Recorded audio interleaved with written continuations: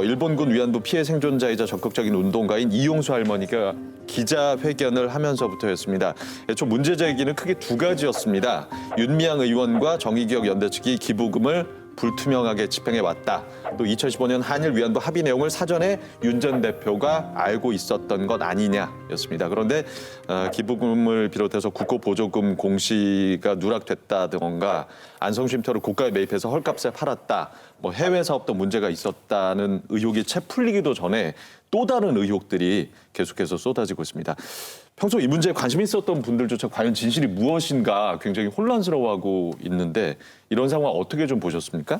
이번 혼란을 자초하게 된 가장 큰 이유 중에 하나가 언론이라고 생각하는데요. 언론이 첫 단추를 잘못 깨었다라고 봅니다. 왜냐하면은 저는 이용수 고문이라고 부르겠습니다. 정의연 이용수 고문이 윤미향 전 대표에 대해서 이 정의연의 운동의 과거를 평가하자라고 제안을 하는 것이고 앞으로 미래에 어떻게 발전적으로 운동할 것인가에 대한 굉장히 생산적인 이야기를 꺼냈다라고 저는 이해하거든요. 그러니까 첫 번째, 어떻게 운동을 미래지향적으로 재고조할 것인가. 두 번째, 과거에 오류가 있다면 그것을 어떻게 고칠 것인가. 세 번째, 미래의 핵심 운동 세력을 어떻게 규합할 것인가에 대한 문제 제기인데 언론의 어떤 보도를 보다 보면은 이러한 본질들은 많이 사라지고 이 지역적이고 부가적인 문제를 언론이 주목하게 됐고요. 또 더군다나 검찰까지 개입하게 되면서 지금 현재 상황은 마치 꼬리가 몸통을 흔들고 있는 것은 아닌가라는 걱정이 앞섭니다. 네. 위안부 문제 이 사건을 다루는 운동의 대의가 손상돼서는 안 된다는 게 사실 굉장히 제일 크고 그다음에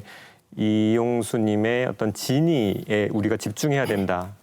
또 하나는 윤미향 의원이나 정의기억연대 같은 단체의 문제점에 대해서 뭐 의혹이 제기되는 부분에 대해서 규명돼야 되는 것도 사실이지만 이제까지 그들이 해왔던 운동이 폄훼돼서도 안 된다라는 이러한 원칙들을 자연스럽게 우리는 가지고 있는데 또 한편으로는 원칙 전혀 고려하지 않을 우리 언론의 어떤 보도를 이미 예상한 지점도 분명히 있었거든요.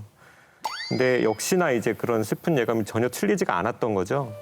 이용수 할머니도 그리고 김순덕 기자가 문제시했던 정의연의 일본에 대한 요구사항도 네 가지로 압축이 됩니다. 뭐냐면 범죄를 인정하라, 공식적으로 사죄하라, 법적으로 배상하라, 진실을 규명하라. 이 네 가지 문제는 저는 정의연도 이용수 할머니도 다르지 않다고 생각하고 이거는 제가 보기에는 보수 언론은 이것을 부정하고 나머지 어떤 언론이나 진보 언론은 긍정하는 문제가 아니라는 겁니다.